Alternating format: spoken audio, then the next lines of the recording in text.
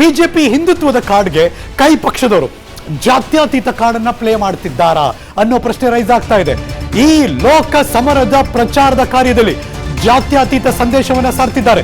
ಕುರುಕ್ಷೇತ್ರದ ಒಂದು exclusive breaking news.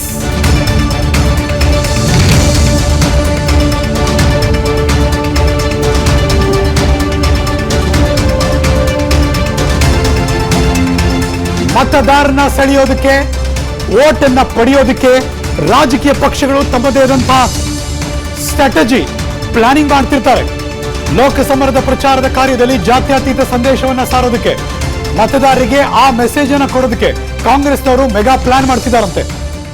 April 28 ಅಥವಾ 29 ತಾರೀಕು ಸಂಸತ್ ಸಮರ ಪ್ರಚಾರಕ್ಕೆ ಚಾಲನೆ.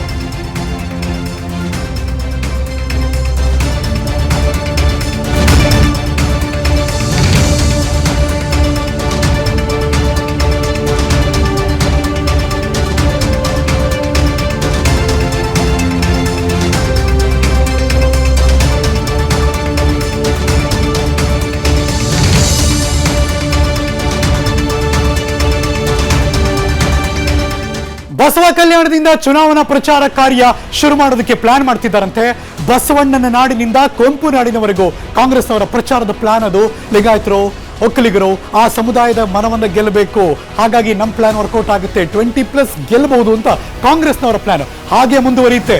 ಅದಕ್ಕೊಂದು ಹೆಸರು ಕೂಡ ಕೊಟ್ಟಿದ್ದಾರೆ. ಬರ್ತಾ ಇದೆ ಮಗದೊಂದು ಕುರುಕ್ಷೇತ್ರದ ಅಖಾಡದ ಬ್ರೇಕಿಂಗ್ ನ್ಯೂಸ್. ಲೋಕಸಭಾ ಚುನಾವಣಾ ಪ್ರಚಾರದ ಅಖಾಡದಲ್ಲಿ ಶಕ್ತಿ ಸಮರ ಜೋರಾಗಿ ನಡೀತಾ ಇದೆ. Breaking news number 2.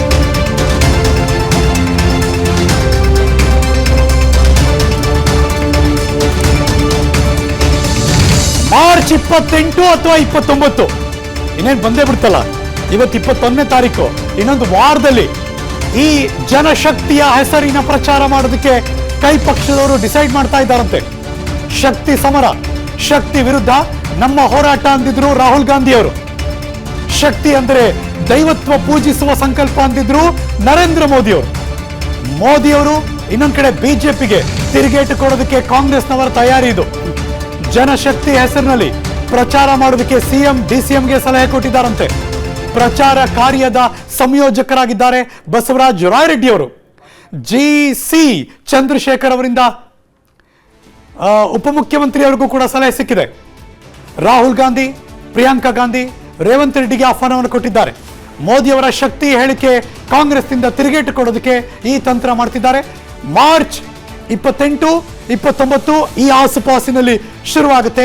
ಬಸವ ಕಲ್ಯಾಣ ನಾಡಿನಿಂದ ಕುವೆಂಪು ನಾಡಿನ ತನಕ, ಅದು ಜನಶಕ್ತಿಯ ಹೆಸರಿನ ಈ ಪ್ಲಾನ್. ಇದ್ರ ಬಗ್ಗೆ ಬಸವರಾಜ ರಾಯರೆಡ್ಡಿ ಅವರು ಮಾತಾಡಿದ್ದಾರೆ, ಬನ್ನಿ ನೋಡೋಣ. ಸಿದ್ದರಾಮಯ್ಯನವರು ಬಸವ ಕಲ್ಯಾಣದಿಂದನೇ ಪ್ರಾರಂಭ ಮಾಡೋಣ ಅಂತ ಮುನ್ಸೂಚನೆಯನ್ನು ಕೊಟ್ಟಿದ್ದಾರೆ.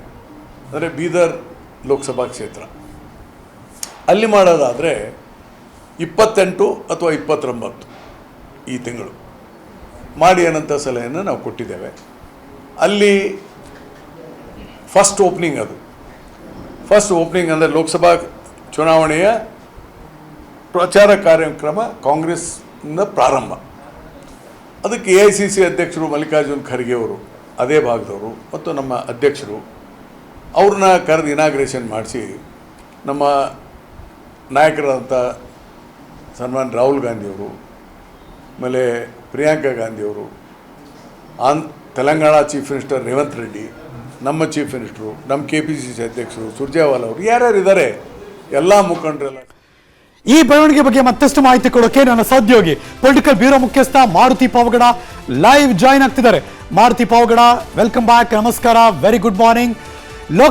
ರಾಜ್ಯ ಚುನಾವಣೆಯ ಸಂದರ್ಭದಲ್ಲಿ, ವಿಧಾನಸಭಾ ಚುನಾವಣೆ ಸಂದರ್ಭದಲ್ಲಿ ಭಾರತ್ ಜೋಡೋ ಕಾಂಗ್ರೆಸ್ನ ಕೈ ಹಿಡಿದಿತ್ತು, ಇಲ್ಲ ಅಂತಲ್ಲ, ಒಂದು ವೈಬ್ ಅನ್ನ ಕ್ರಿಯೇಟ್ ಮಾಡಿತ್ತು ಇಡೀ ದೇಶದಾದ್ಯಂತ. ಈಗ ಜನಶಕ್ತಿಯ ರೂಪುರೇಷೆ ಏನೋ, ಯಾವ ಟಾರ್ಗೆಟ್ ಅನ್ನು ಇಟ್ಕೊಂಡು ಆ ಕಡೆ ಇಳಿತಿದ್ದಾರೆ ಕಾಂಗ್ರೆಸ್ನವರು? ಹರೀಶ್ ನಾಗರಾಜ್, ಕಾಂಗ್ರೆಸ್ ಅವ್ರಿಗೆ ಇರುವಂತದ್ದು ಟಾರ್ಗೆಟ್ 20 ರೀಚ್ ಆಗ್ಬೇಕು. ಅದರಲ್ಲೂ ಪ್ರಧಾನಿ ನರೇಂದ್ರ ಮೋದಿ ಅವರ ಅಲೆಯನ್ನ ಮೀರಿ ನಾವು ಈ ಬಾರಿ ಚುನಾವಣೆಯನ್ನ ಮಾಡ್ಬೇಕು ಅನ್ನುವಂತ ಒಂದು ಲೆಕ್ಕಾಚಾರವನ್ನ ಹಾಕೊಂಡಿದ್ದಾರೆ. ಯಾಕಂತ ಹೇಳಿದ್ರೆ ಅವ್ರ ಮುಂದೆ ಅಂಕಿ ಅಂಶಗಳಿದಾವೆ. ಯಾವಾಗ ವಿಧಾನಸಭಾ ಚುನಾವಣೆ ಗೆದ್ದಿದ್ರು ಕೂಡ ಅವ್ರಿಗಿರುವಂತ ಒಂದು ಆತಂಕ ಏನು ಅಂತ ಹೇಳಿದ್ರೆ, ಲೋಕಸಭಾ ಚುನಾವಣೆಯಲ್ಲಿ 1999ರಲ್ಲಿ 18 ಸ್ಥಾನಗಳನ್ನ ಕಾಂಗ್ರೆಸ್ ರಾಜ್ಯದಲ್ಲಿ ಗೆದ್ದಿದ್ ಬಿಟ್ರೆ 2004, 2009, 2014, 19ರಲ್ಲಿ ಅತಿ ಹೆಚ್ಚು ಸ್ಥಾನಗಳನ್ನ ಗೆದ್ದಿರುವಂತದ್ದು ಬಿಜೆಪಿ. ಸಹಜವಾಗಿ ರಾಷ್ಟ್ರೀಯ ವಿಚಾರಗಳನ್ನ ಇಟ್ಕೊಂಡು ನಡೆಯುವಂತಹ ಚುನಾವಣೆ ಆಗಿರೋದ್ರಿಂದ ಕಾಂಗ್ರೆಸ್ಗೆ ಪ್ರತಿ ಬಾರಿನೂ ಕೂಡ ಹಿನ್ನಡೆ ಆಗಿದೆ.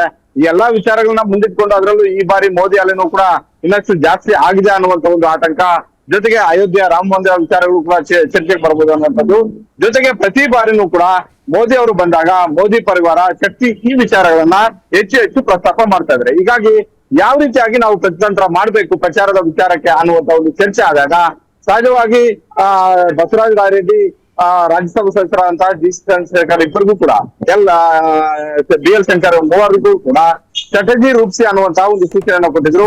ಆ ಹಿನ್ನೆಲೆಯಲ್ಲೇ ಇವತ್ತು ಯಾವ ರೀತಿ ಪ್ರಚಾರವನ್ನ ಮಾಡ್ಬೇಕು, ಪ್ರಚಾರದಲ್ಲಿ ಏನೆಲ್ಲ ವಿಚಾರಗಳನ್ನ ಚರ್ಚೆ ಮಾಡ್ಬೇಕು, ಎಲ್ಲಿಂದ ಆರಂಭ ಮಾಡ್ಬೇಕು ಅನ್ನುವಂತಹ ಒಂದು ಚರ್ಚೆ ಮಾಡ್ತಾ ಇರುವಂತದ್ದು.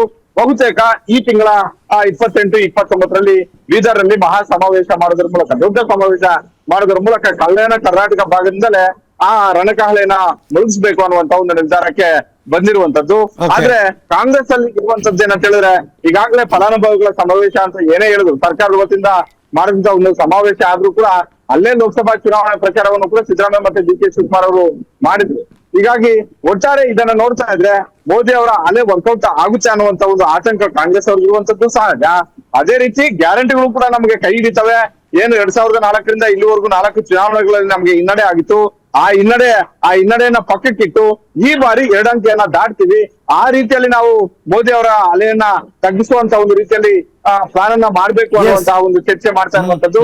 ಹೀಗಾಗಿ 4 ಭಾಗದಲ್ಲೂ, ಅದು ಬೀದರಿಂದ ಹಿಡಿದು ಚಾಮರಾಜನಗರದವರೆಗೂ ಎಲ್ಲೆಲ್ಲಿ ನಾವು ಸಮಾವೇಶಗಳನ್ನು ಮಾಡಿದ್ರೆ ಆ ಭಾಗಕ್ಕೆ ಕನೆಕ್ಟ್ ಆಗುತ್ತೆ ಅನ್ನುವಂತ ಒಂದು ರೂಪುರೇಷೆಯನ್ನ ಮಾಡ್ಕೊಂಡಿದ್ದಾರೆ Harish Nagaraj. Thank you so much Maruti Pavagada, ಈ ಕ್ಷಣದ ಮಾಹಿತಿಯನ್ನು ಅಪ್ಡೇಟ್ ಮಾಡಿದ್ದಕ್ಕೆ.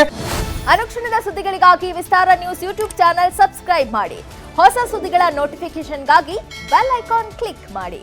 ಲೇಟೆಸ್ಟ್ ಅಪ್ಡೇಟ್ಸ್ಗಾಗಿ www.vistaranews.com ವೆಬ್ಸೈಟ್ಗೆ ವಿಸಿಟ್ ಮಾಡಿ. ಅಂಗೈಯಲ್ಲೇ ಜಗತ್ತಿನ ಸುದ್ದಿ ತಿಳಿಯಲು Vistara news Kannada app download ಮಾಡಿ.